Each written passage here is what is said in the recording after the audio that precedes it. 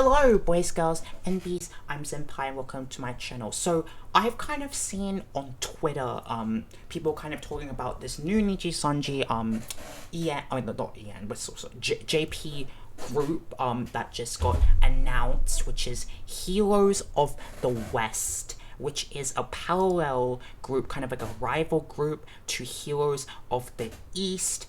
And so I've seen people on Twitter, people kind of, being like, oh, didn't they debut a wave like 2 weeks ago or something like that? Or people saying like, oh, that, as a criticism, people kind of criticizing and saying that, oh, this is kind of a question that's kind of popped up. Is Nijisanji putting out too many talents? Now, me personally, when you look into this more, when you look into the nitty-gritty things and kind of see, like, when you see this and kind of look more into it, I don't necessarily think so, because I saw Kyo's video where he was kind of talking about this, and he was saying like that this new wave, this new group could affect the other group. Now, I don't necessarily agree with that because of the fact that it's not like these are two completely different groups that have nothing to do with each other. These are a rival group. This is a parallel. This is like straight up a parallel group, or like, they basically could be technically a part of the same group. Like they're kind of like a part of each other in that sense. So I don't necessarily agree with that and think that this would affect East, because of the fact that Heroes of the West, Heroes of the East, they're kind of parallels of each other, that they're rival groups. In passing, if West gets mentioned, I feel like East is naturally going to get mentioned. If East gets West gets mentioned, East is going to get mentioned as well. So I feel like, I feel like it's not going to necessarily affect the other one, because I think they're going to push these two groups kind of together as a pair. I feel like they had these two groups in mind, kind of being pushed out as a pair and as like a group together. Now you can say that, oh, like maybe it's too quickly, that like, oh wow, it's only been like 2 weeks since the other one got released. Well, maybe it could necessarily be because they want to push them together and kind of like have content with these two groups together as one, as in, like have content centered around both of them, have content kind of with them together, and that's why they're kind of releasing them quite quickly together. Now, I also kind of don't think of this necessarily as much as a bad thing, because if you don't know, these people all come from VTA, the Virtual Talent Academy, which is Any Color's kind of school that they have, or academy I guess they have, for developing talents, where you I think you audition to enroll in this academy, where you attend, and if you graduate, then you get the opportunity to maybe debut as a Nijisanji Liver. And they have this VTA channel where you can stream, where they stream on. They kind of already develop and grow a fan base on that channel, so these people already know, so the fan base at Niji, some of the people that watch the VTA channel already know these people, already know these members. They're already aware of these people, and these people already have somewhat of an established fan base coming in. And so I kind of feel like, to me, it's not necessarily as bad, because I feel like Niji's kind of coming in, like pushing these people out with more confidence in them, because they have developed these people and these talents over time, and they've streamed on their VTA channel, you know, so this is not like a overnight decision. This is not, these people did not just get, you know, signed up and just pushed out like straight away, you know. It's not like the process really happened like so like close together. I think this is genuinely a long time of developing these people and these talents to kind of one day graduate and debut. So this is a process that I think is a lot longer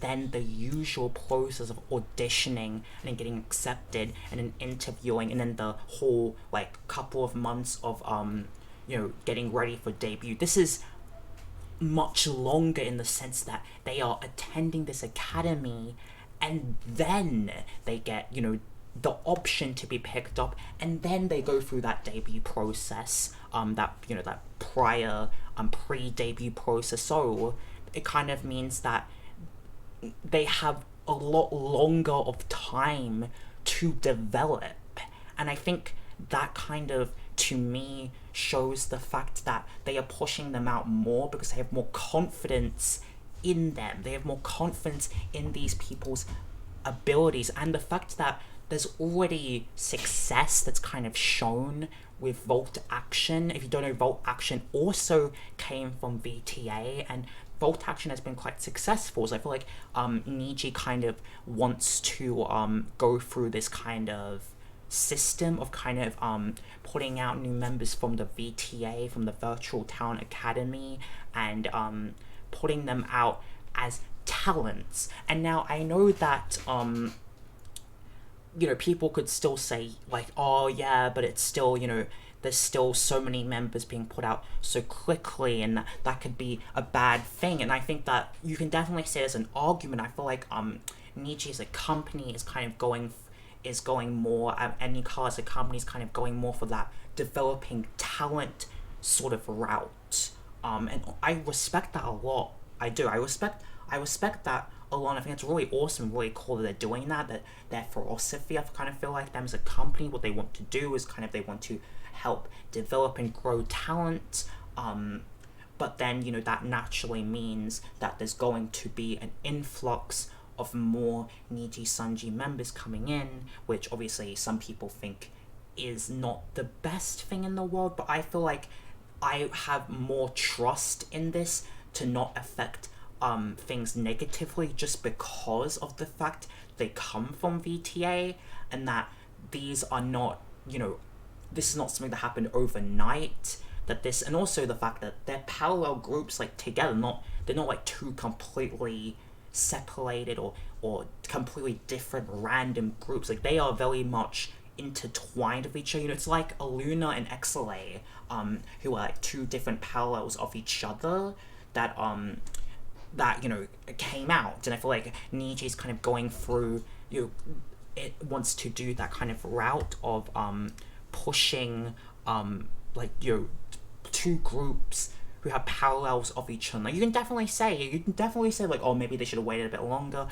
I mean, yeah, you can definitely make that argument, but I just think it's not as bad as I feel like people are making it out to be. I don't necessarily see this as much as a negative as I see some people like on Twitter talking about and saying like, oh, this is a really bad thing. I definitely can see the argument of like people saying, oh, you know, like there's so many different talents they're putting out, and sometimes it means it's for like the detriment of like other like groups like XID and XKR, and I mean, I can definitely you know, I can definitely see that and see that argument, and to some extent I agree with that, but it's just like, you know, I feel like their philosophy as a company and what they do as a company, it's kind of like a good and a bad thing. Obviously it's great and it's amazing that them as a company, they want to develop new talents and they're open to developing new talents. I think that's amazing. I think that's fantastic. I really respect that. of any color as a company. There's a part of me that would think, oh, you know, it would be really cool if they could like have a yen one, you know, and they could do like online. But then at the same time, I guess that same you know, thing would continue. That same like negative, as in like too many groups being pushed out, would be, you know, would happen. But I don't necessarily. But to conclude things, I don't necessarily see this specific instance as necessarily a bad thing, because of the fact that Niji is obviously, any color and Niji are confident in these people. They've had time to develop these people over time, a long time.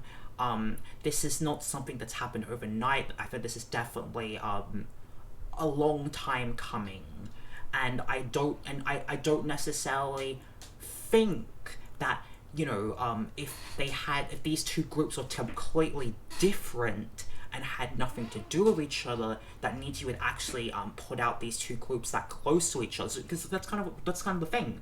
It's because these two groups have something to do with each other, right? They have a parallel with each other, compared to if this was two completely different groups. So to conclude things, I personally don't see this as much of an issue as I think others do. But I can definitely see the criticisms. So tell me down below in the comments, do you guys think, if you guys kind of you know, agree with me, or if you disagree. Do comment down below what your opinion is on this you know, on this kind of topic at hand of is Nijisanji putting out too many talents. So yeah, thank you guys so much for watching. Please do comment, like, and subscribe. Please do subscribe if you haven't, and I'll see you guys in the next one. Bye bye.